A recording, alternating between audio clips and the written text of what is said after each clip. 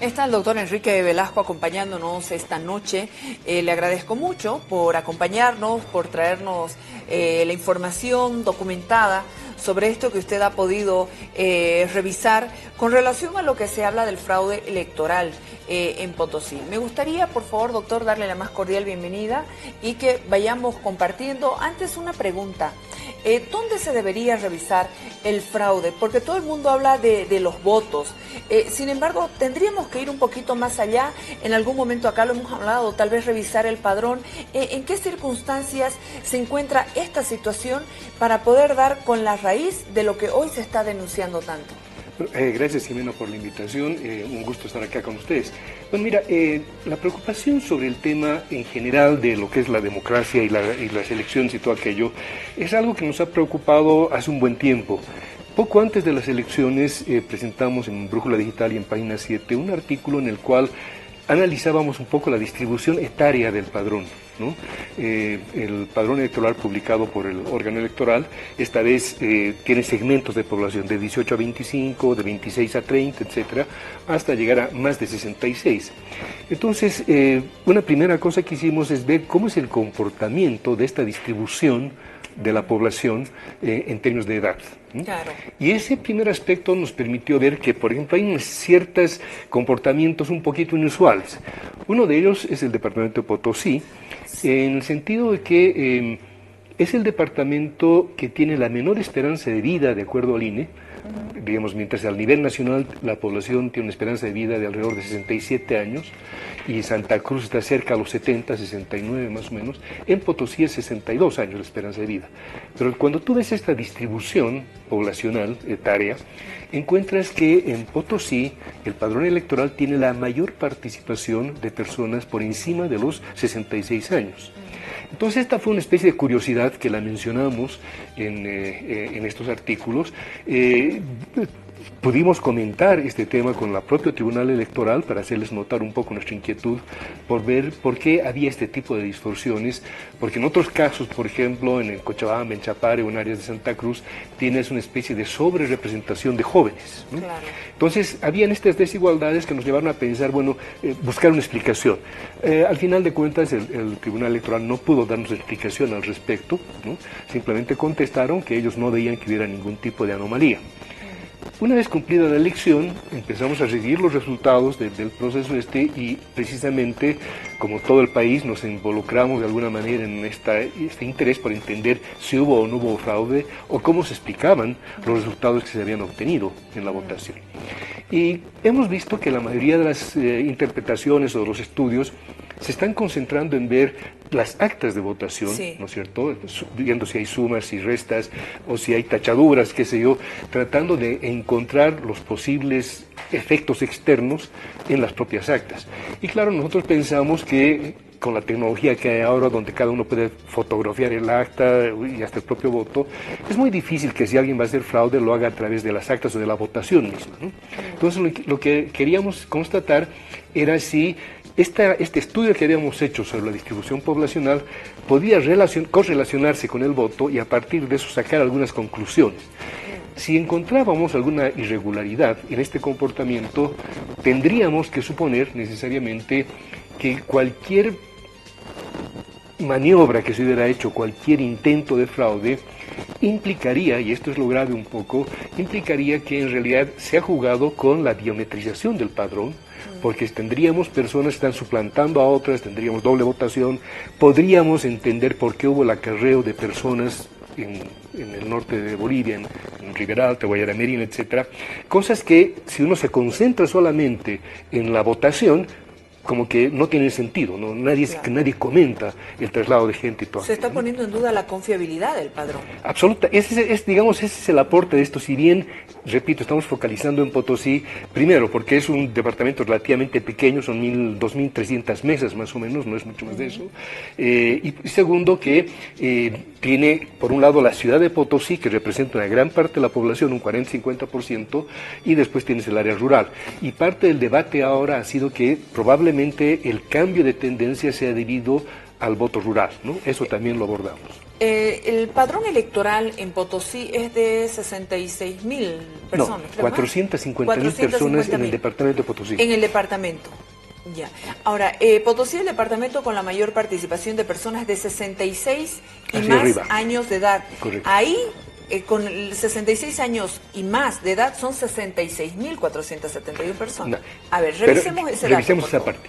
A ver, primero trataremos de contextualizar qué podría significar un fraude.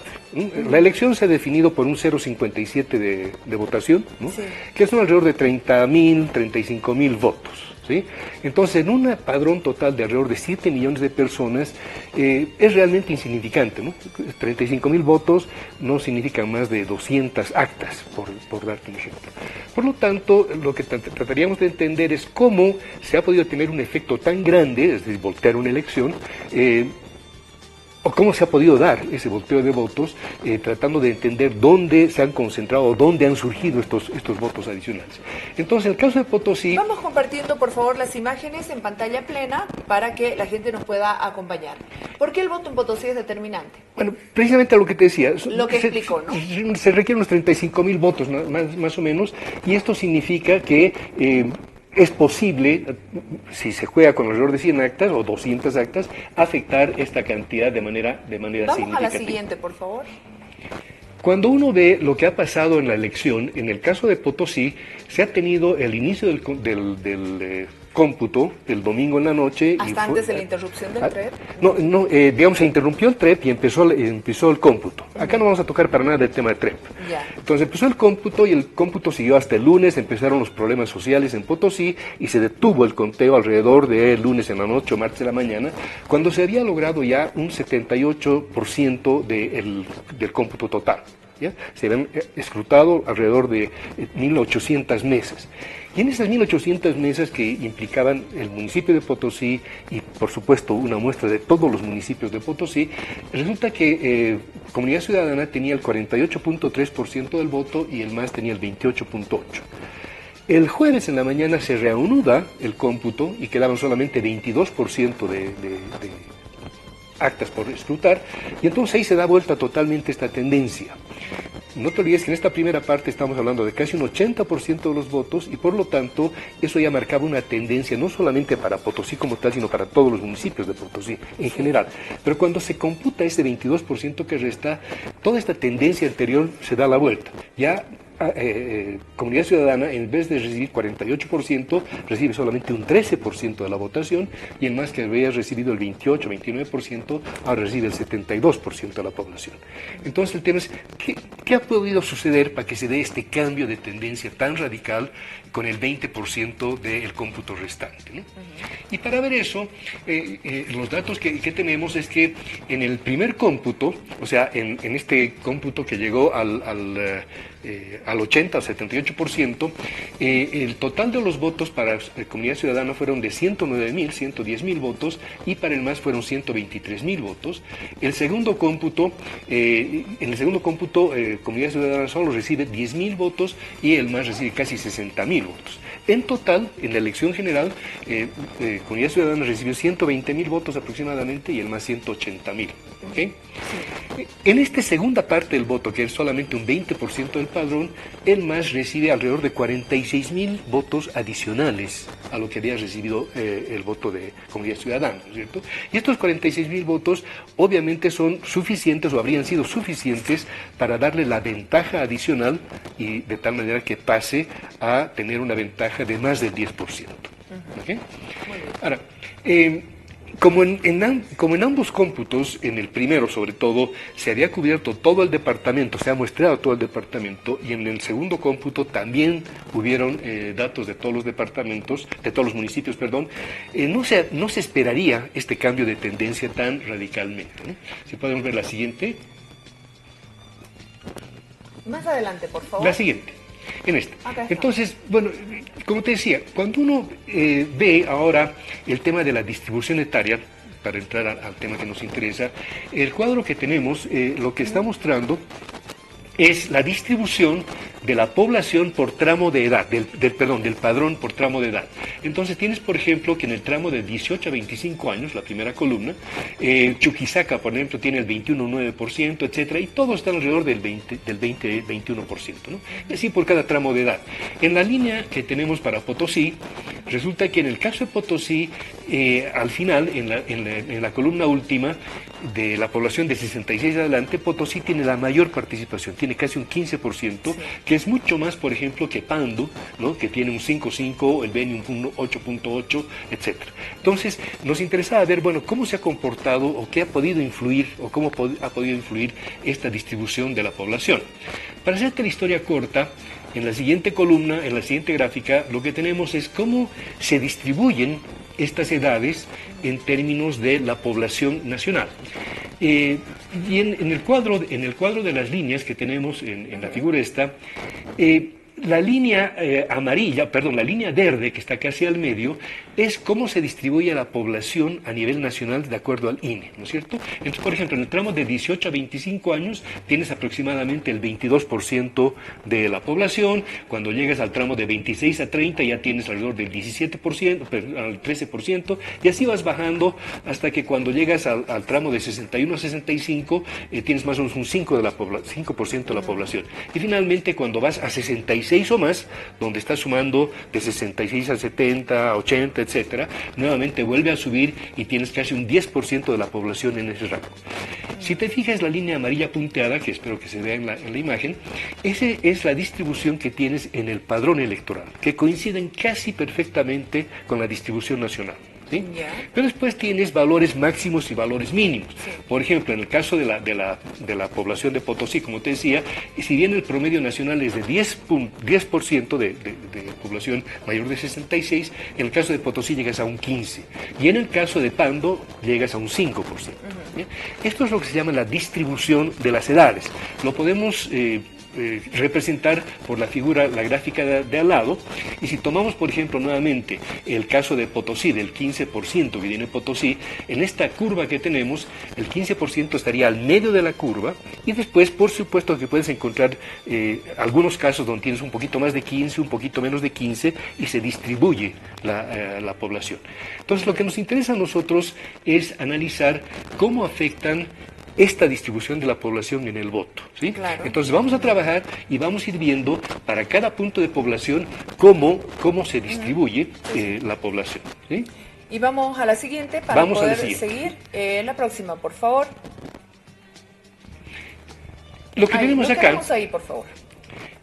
Lo que tenemos acá es, aplicando estos conceptos, en la parte roja, naranja del cuadro, cuando tenemos el primer cómputo, encontramos que dividiendo por tamaños, por edades en la población, la estructura de la emisión de votos parte por alrededor de un 20% y va bajando hasta que en el cuadrito que está resaltado con rojo, en ese segmento de la población solamente había el 8% de la población, ¿sí? Pero eso les representaba al más alrededor de 15.800 votos, ¿sí? En el segundo cómputo, ese mismo tramo de población, que debería replicarse en todos los segmentos, ya no representa el 8% de la población, sino representa el 23% de la población. Sí. Y entonces, a pesar de que estamos hablando de un voto total en esta segunda fase de alrededor de 80.000 votos frente a los 300.000 de la primera parte, resulta que el MAS en ese segmento recibe casi la misma cantidad de votos, 14.400. ¿Sí? Entonces, esto nos permite identificar en qué segmento ocurrió, digamos, mayor flujo de votación hacia el MAS. Y cruzando los datos de estos resultados con lo que es la distribución etaria, entonces podemos encontrar que esos 14.000 votos corresponden a 141 mesas. Entonces, en lugar de tener que analizar las 2.300 mesas, entonces ahí están los 13.000 votos que acumuló, ¿no es cierto? Pero si uno se fija en cómo está la distribución poblacional en este pequeño segmento de mesas, uno encuentra que en este segmento las personas mayores de 61 años, ¿ya?, son en promedio el 38% de los votantes, varían entre un 28 y un 45%. Esto significa que casi los 25.000 votantes, los 20.000 votantes que le generaron esos 14.000 votos en beneficio del MAS, habrían sido emitidos por 141 mesas, pero de esas 20.000 personas, casi 9.000 corresponderían a personas que superan la esperanza de vida departamental de los 62 años y cuando menos a otras 7.000 personas que superan en más de 5 años la esperanza de vida, la expectativa de vida en Potosí. Entonces uno se puede imaginar, difícilmente imaginar que puedas tener una comunidad donde la mitad de la población sean personas por encima de los 60 años, claro, y que además hayan ido a votar. Claro. ¿No bueno, y aquí se podría estar hablando de esta situación poco probable, como usted dice, y ¿qué pasa con la posibilidad del aporte tan mencionado, el de los difuntos, que habrían sido utilizados maliciosa, pero efectivamente, como en algún momento usted lo dijo? Bueno, el hecho es que, claro, viendo esta distribución uno dice, bueno, esto obviamente es posible, en principio es posible, pero la probabilidad de que eso suceda es tremendamente baja. Es muy poco probable que tengas comunidades con 50% de población por encima de los 60 años. Pero en este caso, ¿estamos ante un caso de manipulación informática? No. Aquí lo que estaríamos hablando es de una distorsión del propio padrón electoral y de la geografía electoral. Entonces, es lo que nos estaría mostrando esto. Porque esto es, antes de que los datos entren al cómputo, antes de que se haga la elección, tú tienes esa distribución, ¿no es cierto?, y ese tipo de votación que se ha tenido, ¿ya? Entonces, el problema de esto es que efectivamente, en la práctica, los datos dicen que eso ha sucedido, pero la probabilidad de que eso suceda naturalmente es tremendamente baja, ¿sí?